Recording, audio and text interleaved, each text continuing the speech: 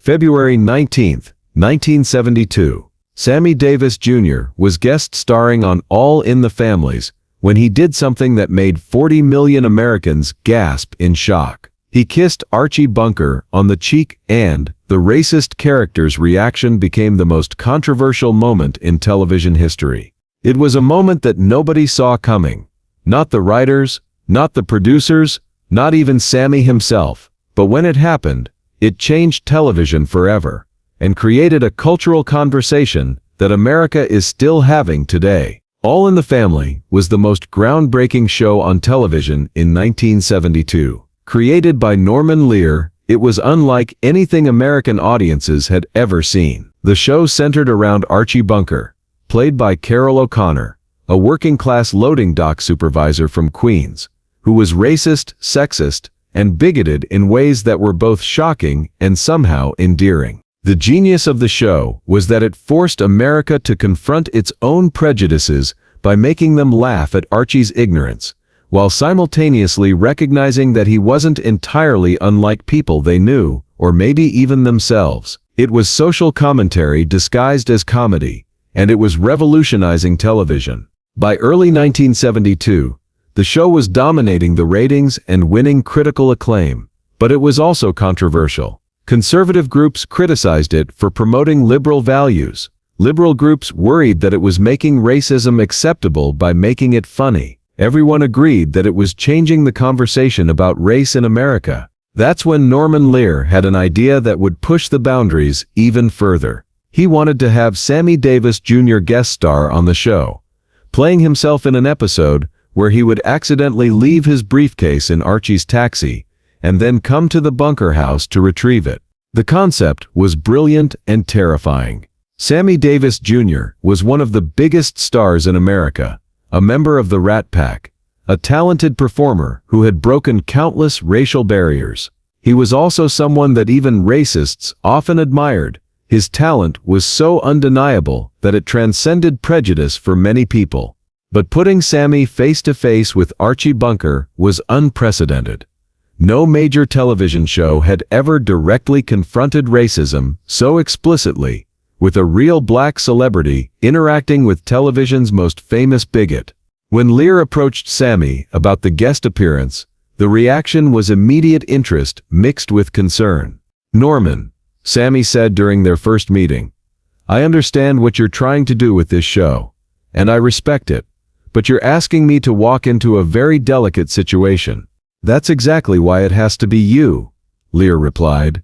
"Archie represents a certain type of American racism, the kind that's casual, unthinking, but not necessarily hateful. You represent excellence that transcends race. The collision between those two things could be powerful, or it could be a disaster." "Yes," Lear admitted, "it could be.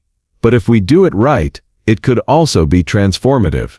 Sammy agreed to do the episode, but as production approached, everyone involved became increasingly nervous. The network executives at CBS were terrified. This was 1972, only 8 years after the Civil Rights Act, and racial tensions were still high across the country. "Are you sure about this?" CBS programming executive Fred Silverman asked Lear during a pre-production meeting. "We're talking about putting one of the biggest black entertainers in America in a room with television's most famous racist. What if the audience doesn't respond well?" "What if they do?" Lear responded. "What if we show them something they've never seen before? Genuine human connection transcending racial prejudice." The episode was titled Sammy's Visit, and the setup was simple. Archie, working as a part-time taxi driver, picks up a passenger who accidentally leaves his briefcase in the cab. When the passenger comes to retrieve it, Archie discovers that his fare was Sammy Davis Jr., the famous entertainer. What made the premise brilliant was that it forced Archie to confront the contradiction between his racist beliefs and his genuine admiration for Sammy's talent. Archie was a bigot, but he was also a man who respected success and achievement. Sammy represented both everything Archie feared about changing America and everything he admired about the American dream. Rehearsals were tense. Carroll O'Connor, who played Archie, was a liberal Irish-American actor who who was deeply uncomfortable with his character's racist language, even though he understood its satirical purpose. Having to deliver bigoted lines directly to Sammy Davis Jr. made him even more uncomfortable. Carol was sweating bullets. Gene Stapleton, who played Archie's wife Edith, recalled years later, he kept apologizing to Sammy between takes, explaining that he didn't believe any of the things Archie was saying. Sammy, for his part, was gracious and professional, but also clearly aware of the historic nature of what they were attempting. "I've been breaking barriers my whole career," Sammy told the cast during rehearsal, "but this feels different. We're not just entertaining people, we're asking them to examine their own beliefs." The episode was filmed on February 19, 1972, in front of a live studio audience. The tension in the studio was palpable. Everyone knew they were about to witness something unprecedented in television history. The episode begins with Archie coming home, excited about his famous fare. He tells his wife Edith and daughter Gloria about driving Sammy Davis Jr., but his excitement is mixed with his typical racial prejudices. "The guy tips me $5, Archie says. $5. And you know, for one of them people, he seemed real nice." When Sammy arrives at the bunker house to retrieve his briefcase, the dynamic immediately becomes complex. Archie is starstruck and trying to be welcoming, but his racial prejudices keep seeping through in the form of backhanded compliments and awkward assumptions. "Mr. Davis, I want you to know, I think you're a credit to your people," Archie says, genuinely trying to be nice but revealing his bias in the process. Sammy handles each awkward moment with grace and humor, gently challenging Archie's assumptions without being confrontational. It was a masterclass in how to address racism through charm and intelligence rather than anger. "Well, Archie, I'm glad you think so," Sammy responds. "Of course, I've always thought of myself as a credit to all people." The studio audience was riveted. This wasn't typical sitcom banter. This was real social commentary happening in real time, with one of America's biggest stars and television's most famous character engaging in a genuine dialogue about race. As the episode progressed, something remarkable happened. Despite Archie's prejudices, he found himself genuinely liking Sammy, and despite Sammy's awareness of Archie's racism, he found the character's unguarded honesty refreshing compared to the polite prejudice he often encountered in real life. The breakthrough moment came when Archie, in a moment of genuine enthusiasm, started talking about Sammy's career and achievements. For a few minutes, the racist character disappeared, and Archie became just a fan talking to his idol. "You know, Mr. Davis, I seen you on Ed Sullivan. I seen you in the movies. I heard your records. You're really something special." "Thank you, Archie. That means a lot." It was in this moment of genuine connection that the historic moment occurred. As Sammy was preparing to leave, he turned back to Archie with a warm smile. "You know, Archie, you're not exactly what I expected," Sammy said. "Yeah? What did you expect?" "Well," Sammy said with a grin, "I expected someone who wouldn't appreciate good entertainment when he saw it." And then, spontaneously, Sammy leaned over and kissed Archie on the cheek. The studio audience gasped. 40 million Americans watching at home gasped. Television history had just been made. But it was Archie's reaction that made the moment truly groundbreaking. Instead of recoiling or making a racist comment, Archie stood there, stunned, his hand slowly rising to touch his cheek, where Sammy had kissed him. For a moment, the character's racism completely disappeared, replaced by genuine human emotion. Archie looked like a man who had just been touched by something he didn't expect, genuine affection from someone he had been taught to see as different from himself. He kissed me," Archie said in wonder, still touching his cheek. The studio audience erupted in applause, but it wasn't just applause for a good performance. It was applause for a moment of genuine human connection that transcended racial barriers. The kiss wasn't scripted.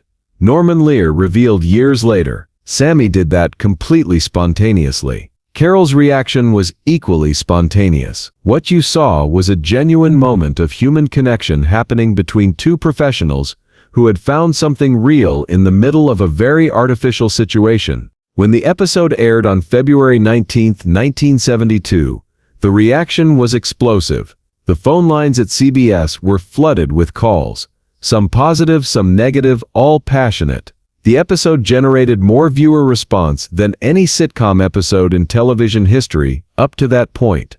Conservative viewers were outraged by what they saw as an inappropriate display of affection between a black man and a white man on national television. Liberal viewers were thrilled by what they saw as a breakthrough moment in addressing racial prejudice through humor and humanity. But perhaps most importantly, many viewers, both black and white, were moved by what they recognized as a genuine moment of human connection that transcended racial boundaries.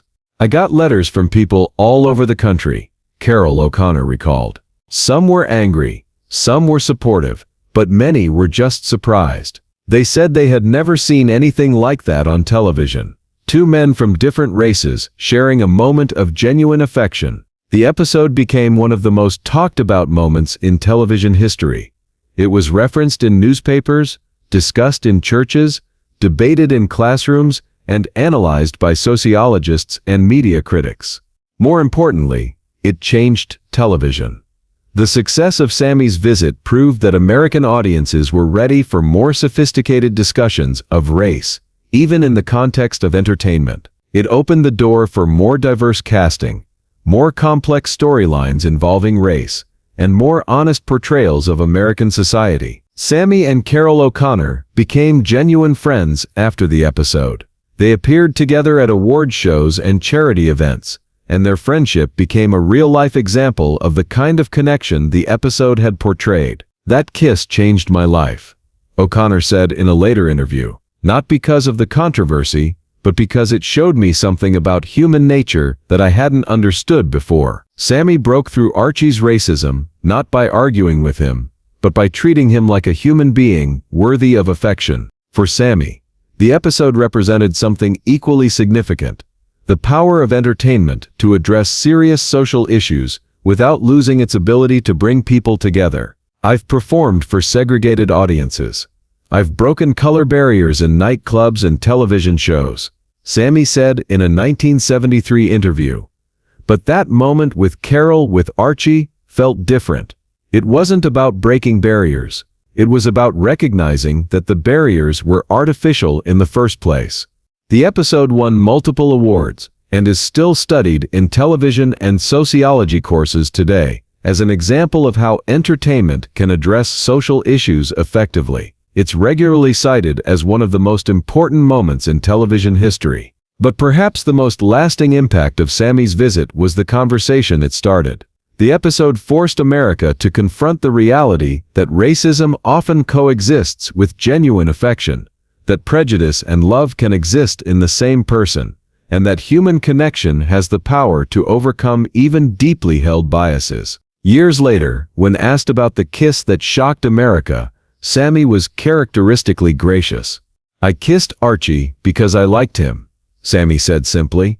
"Not because he was perfect, not because he wasn't racist, but because underneath all of that, he was a human being capable of growth and change. And sometimes, that's all any of us can ask for."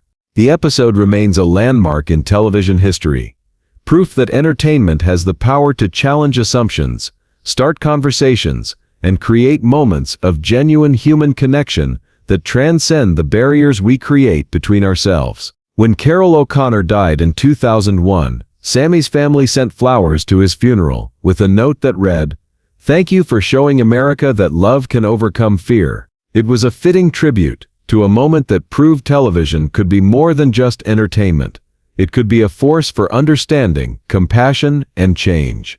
If this incredible story of breakthrough television, unexpected human connection, and the power of entertainment to address social issues moved you, make sure to hit that subscribe button and share this video with someone who needs to remember that genuine human connection can transcend any barrier. Have you ever had a moment where someone's unexpected kindness changed your perspective? Let us know in the comments about the times when human connection surprised you and challenged your assumptions. And don't forget to ring that notification bell for more amazing stories about the moments when entertainment became a force for social change.